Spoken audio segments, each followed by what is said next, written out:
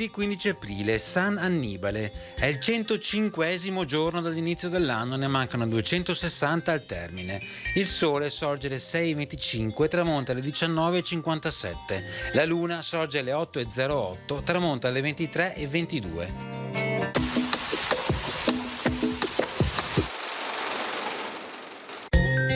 Organizzato da Francesco Pesaro, dal bacino di San Marco si innalza un pallone aerostatico.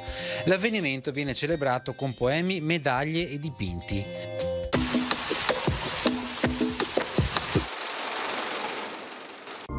Le previsioni per domani. Leggera variabilità con ampi spazi di sereno soprattutto fino al mattino e un po' di nubi sparse in seguito. Precipitazioni generalmente assenti, salvo locali modesti fenomeni su pianura e prealpi. Le temperature minime subiranno contenute variazioni di carattere locale con prevalenza delle diminuzioni. Per le massime prevarrà un moderato aumento.